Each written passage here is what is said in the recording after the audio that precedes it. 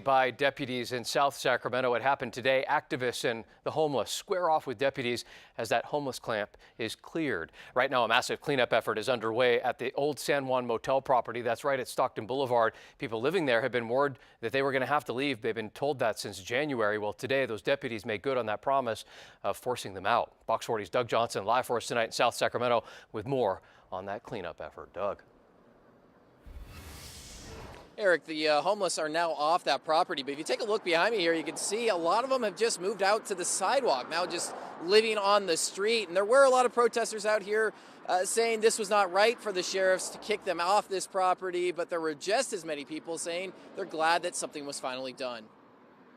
I wish I only had bills to pay, like everybody else. I wish I could just sit down and write checks. Living on the streets for 8 years, Erin has called the old San Juan motel property off Stockton Boulevard home for the past 4 months. Her only companion is her puppy Xavier. I love you, Papa. I love you. Now they're both being forced out, along with dozens of others who have been living in this camp. What else are we supposed to do?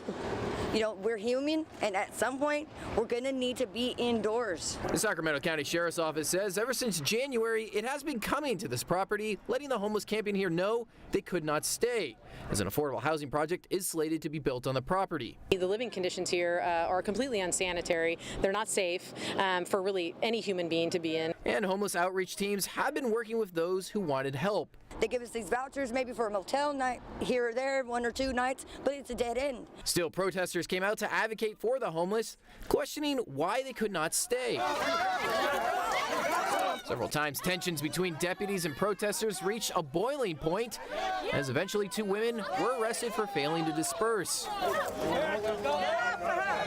Still, many who live nearby are glad the county finally did something to clean up the camp. They're walking behind the apartments, looking through all the windows. It's just stressful dealing with them. I don't want them here. These 2 women didn't want their faces shown for fear of retaliation, but they say living next to the camp has been a nightmare. It is so nasty back there. There's people out there protesting, talking about let them be. Take them with you. Put them in your yard. Give them your room. See how you like it. I've never seen this bad over here.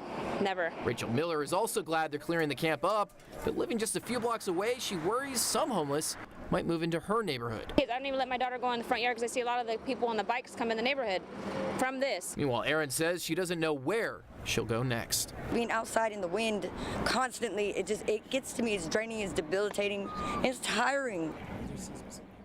And back out here live earlier today, the Sheriff's Department did have several inmate crews also in that property working to clean up some of the trash left behind and some of the tents left behind.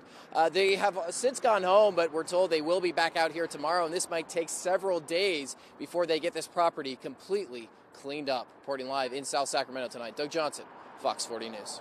Doug, thank you. New for you at 6 o'clock.